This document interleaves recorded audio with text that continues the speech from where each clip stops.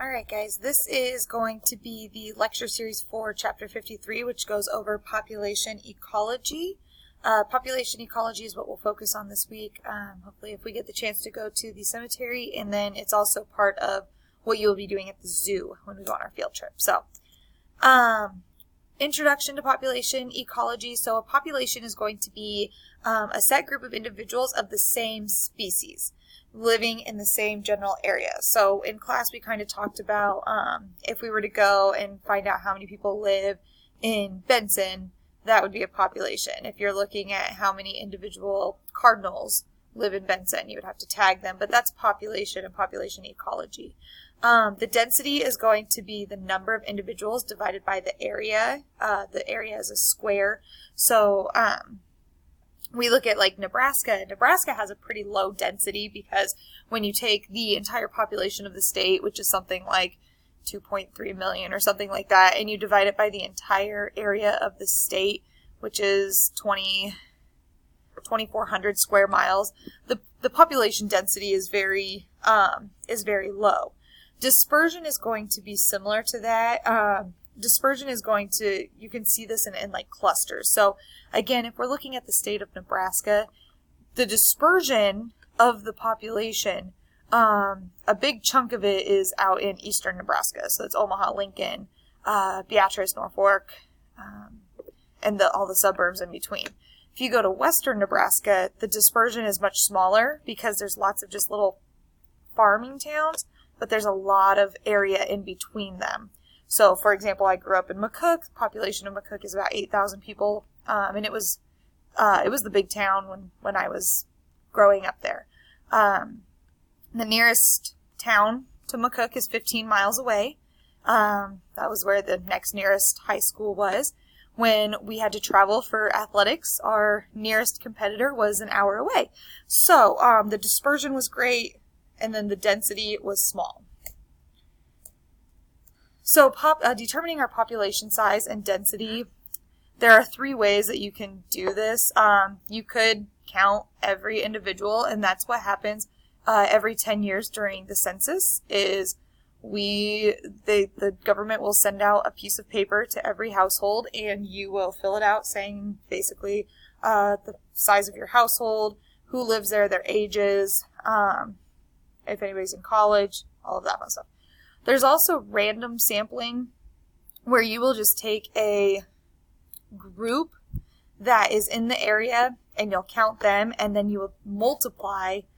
So if, let's say, for example, we were looking at random sampling, so you would go to one single classroom in Benson, and let's say there's 20 students in that classroom. You take that, you multiply it by how many classrooms are in the school, and that would give you an estimate of the random sampling. You can also do what's called mark and recapture. And mark and recapture is what is depicted here by this bird's band. Mark and recapture means that you are going to tag the animal. So you'll capture it, you'll tag it, and then you'll let it go. And then you will try to recapture that same animal at a later time just to see what's going on with it. Has it given birth? Has it died? So those are the things you look at with the mark recapture method. All right, we have three different patterns of dispersal. So the first pattern is called clumped, and clumped is going to be a very common pattern of dispersal. So again, dispersal means where are all of the individuals living. Clumped will happen when you are near a required resource.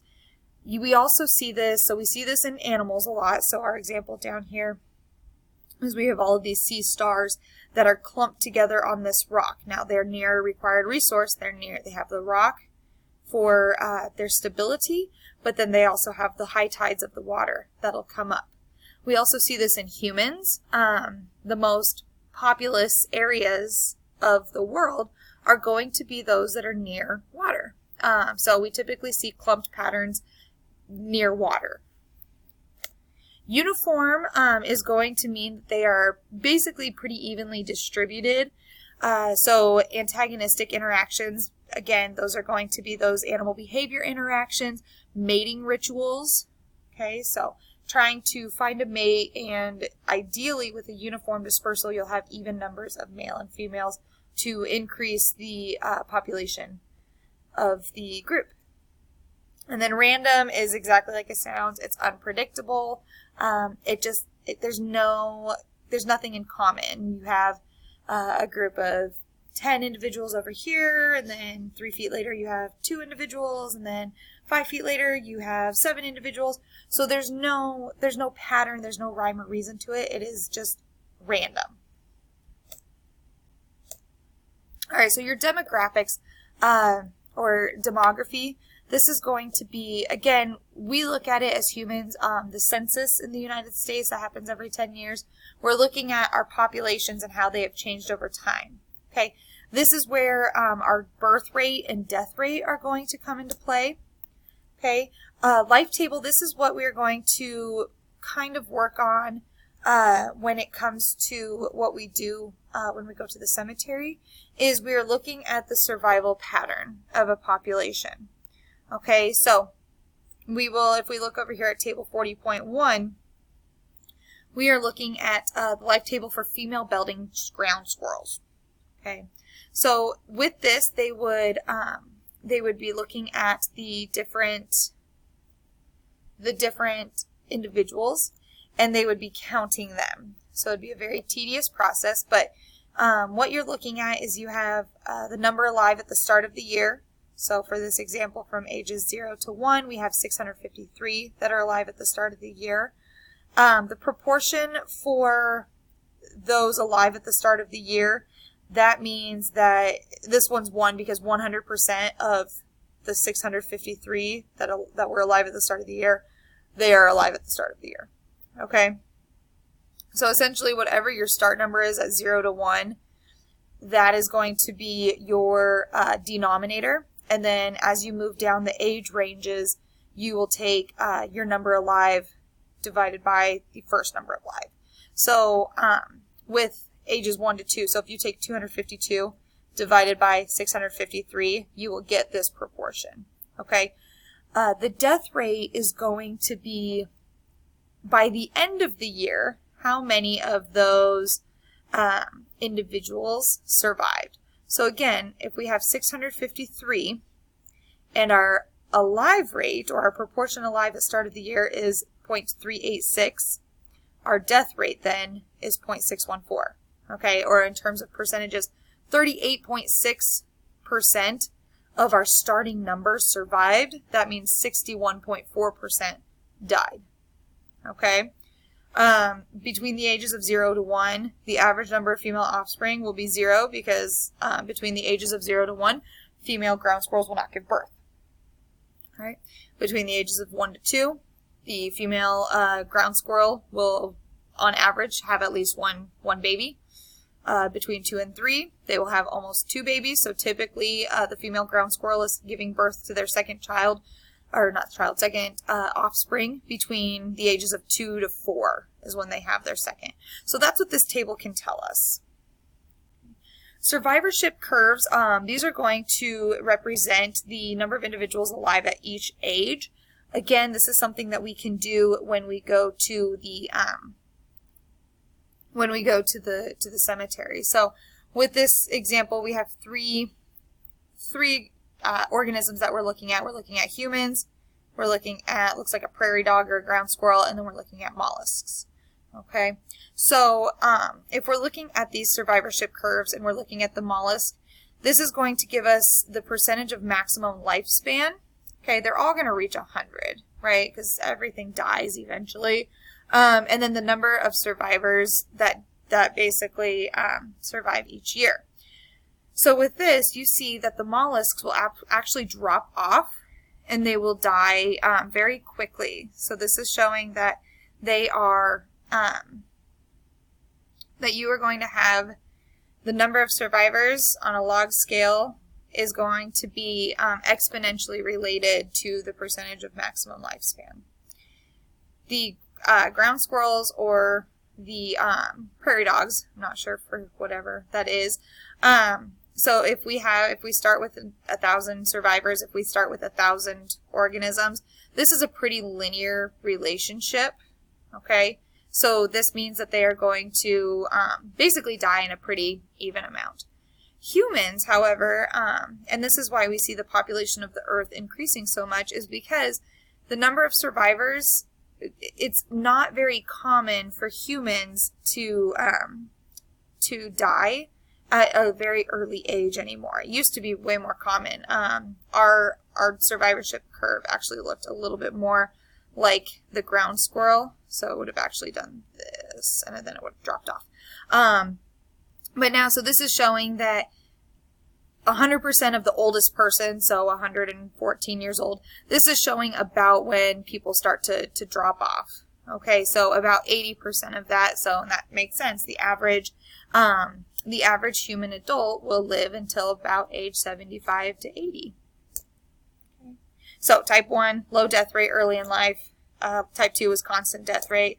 And type 3, high death rate early in life. Oh, sorry, those are oysters. Oysters. Okay. Change in population size. We will work more on this in class, but just know that you should have this equation written down in your notebook. And Bozeman will also talk about this. Zero population growth simply means that the number of births is equal to the number of deaths. So if you have the same number, so if you have a population that 10 individuals died and 10 individuals were born, there is no population growth. It stays the same. It stays stagnant. Again, here are our population growth models. Exponential growth means you're going to have exceptional growth over a short amount of time. Logistic growth is going to mean that you have kind of this S shape. So you have moderate growth, and then all of a sudden it spikes, and then all of a sudden you get to this thing called carrying capacity. And when you get to carrying capacity, no more, that population cannot be supported anymore based on the resources that are available. Okay, so exponential growth, you have ideal conditions, population will grow rapidly, as is the case with the elephant population sizes, which is good because, well, this actually taps out at 1970. The populations have actually started to decrease again due to the poaching of elephants for their ivory. But back in early 1900s, I want to say these are African elephants, their population was nearly extinct. And then with exponential growth, so the perfection of ideal conditions, the population did increase pretty quickly. Now, again, it's going back down because of human interactions. Here's our exponential growth equation. We'll talk about this more in class. So our logistic model means that carrying capacity will be met. You will see carrying capacity. That's basically the population can no longer go above a certain line. So that's what we're seeing here with our number of Daphnia, is we have that logistic, it's maxed out. It can't go anymore. The organisms that did go above that carrying capacity, they are going to die because there aren't enough resources to keep them stable. And here is our logistic growth equation. Again, we'll work with that in class. Okay, trying to get through this quickly before the video ends. So life history, traits that are going to affect an organism's schedule of reproduction and survival. 3 variables that go into this, age of sexual maturation. So different organisms will have the ability to reproduce at different ages. So humans, for example, the age of maturation is typically for females between the ages of 8 and 14 is when most humans will get their first menstrual cycle. The human males, they will typically go through their own puberty right around the age of 12 to 13. Okay, so that's age of sexual maturation. How often the organism reproduces, so how long the pregnancy takes, how long does it take for the organism to recover after giving birth or after laying their eggs, and the number of offspring produced per reproductive event. Humans will typically have 1 baby, sometimes 2, whereas you have sea turtles where they will lay dozens of eggs. So these are evolutionary outcomes. They are not decisions by organisms. So we're going to stop there. I know there's still some notes left, but we'll have to talk about them in class. And if you have questions, let me know.